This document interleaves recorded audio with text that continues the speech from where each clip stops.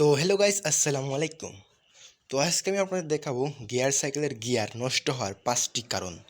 এই ভুলগুলো করলে অতি শীঘ্রই আপনাদের সাইকেলের গিয়ার নষ্ট হয়ে যাবে এবং কি আপনি বলবেন গিয়ার সাইকেল ভালো না, গিয়ার সাইকেল শুধু গিয়ার নষ্ট হয়ে যায়।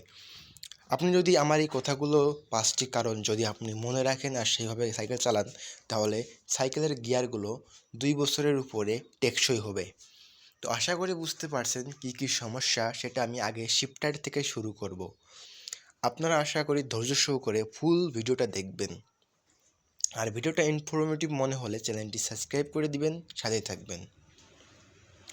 1 নম্বর যে সমস্যাটা হলো, সবাই গিয়ার সাইকেল কেনার পরে এই গিয়ারগুলো সবসময় চেঞ্জ করতে থাকে। মানে রাস্তায় ব্রিজে ওঠার সময় উঁচু একটু ব্রিজ হলেই সঙ্গে সঙ্গে চেঞ্জ করে আবার নিচেই নামায় আবার চেঞ্জ করে, এরকম করা যাবে না। আসলে গিয়ারগুলো দেওয়া হয়েছে সাইকেল যখন যেই স্পিডে চালাতে চান তখনকার জন্য। আপনি পিছনের চাকায় সবসময় এইখানে রাখবেন, গিয়ার রাখবেন আর সামনেরটা দুইয়ে রাখার চেষ্টা করবেন, এইভাবে চালাবেন। যদি কাদার রাস্তা আসে সামনেরটা নিচে নামিয়ে দেবেন, সামনেরটা 1 নম্বরে নামিয়ে দেবেন আর চলবেন। আবার একটু স্পিড চালে 2 নম্বরে উঠে দেবেন শিফটারের মাধ্যমে। শিফটারের সুবিধা থাকে, তাহলে ভালো থাকবে। আর অনেকেই আছে সাইকেল কেনার পরে ঘন ঘন এটা চেঞ্জ করার তলা থাকে, সাইকেল চালায় আর এটা টিপার তলা থাকে। এবং কি সাইকেল যখন চালাই না তখন টেপে, এটা যখন বন্ধ অবস্থায় সাইকেল চালানো হচ্ছে না, এখন যদি এখানে টিপ মারি তাহলে এটা নষ্ট হয়ে যাওয়ার সম্ভাবনা বেশি, অতি শীঘ্রই নষ্ট হয়ে যাবে। সাইকেল চালাবেন আর এটা টিপবেন, তাহলে অতি শীঘ্রই সমস্যা হবে না। তো আশা করি বুঝতে পারছেন, এটা হলো প্রথম কারণ। গিয়ার সাইকেলে গিয়ার নষ্ট হওয়ার দ্বিতীয় যে কারণটা আছে, বৃষ্টির পানি ঢুকে যায় এর ভিতরে, ঢুকে যাওয়ার পরে এখানে তেল দেয় এবং কি তেল দিলে নষ্ট হয়ে যায়।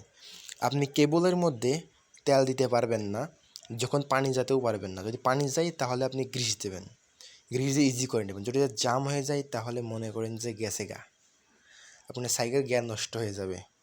তারপর কারণ হলো অনেকেই এইটা এইটা বেঁকা করে ফেলে। এটা বেঁকা করে ফেলে কারণ জোর দিয়ে পেডেল মারার সঙ্গে সঙ্গে এটা উঠাতে গেলে বেঁকা হয়ে যায়। আসলে নিয়ম হলো চাকার গতির চাইতে পেডেলের গতি কমিয়ে গিয়ারটা চেঞ্জ করার নিয়ম। আর যখন সামনে একজন বসায় এইখানে আর সিটে একজন বসে, তার ডবল চাপ পড়ে, তখন গিয়ারটা চেঞ্জ করলে এটা বেঁকা হয়ে যায়। তো আপনারা সবাই ভিডিও দেখবেন গিয়ার চেঞ্জ করার নিয়ম, আমার চ্যানেলেই ছাড়া আছে। এবং কি দ্বিতীয় গিয়ারটাও সেম এরকম, এই গিয়ারটা এই চাকা উঁচুই উঠোই নিচেই নামাই। আপনি যদি ডবল নিয়ে এটার উপর চাপ দেন তাহলে এটা তো বেঁকা হয়ে যাবে শিওর, তার ঢিল হয়ে যাবে, তার এর মধ্যে বেরিয়ে যাবে এখান থেকে, তখন গিয়ারটার সমস্যা হয়ে যাবে এবং কি ভেঙে যেতে পারে। এখন আপনাদেরকে আমি বলবো 4 নম্বর যে সমস্যা, 4 নম্বর সমস্যা হলো পেডেলটা পিছন দিকে দেওয়া।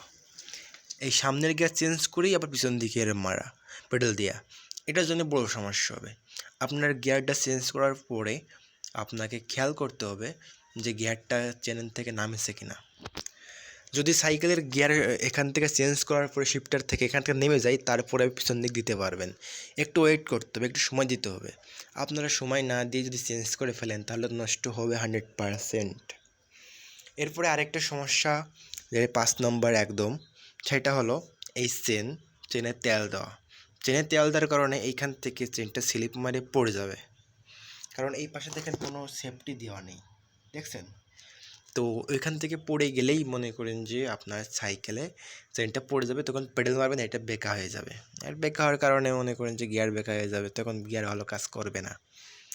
তো এইগুলোই হচ্ছে মেন সমস্যা। আপনারা গিয়ার চেঞ্জ করবেন যখন সাইকেলে, তখন ডবল থাকবে না এবং কি এই সাইকেলের চাকার গতির থেকে এই পেডেলের গতি কমাইতে হবে,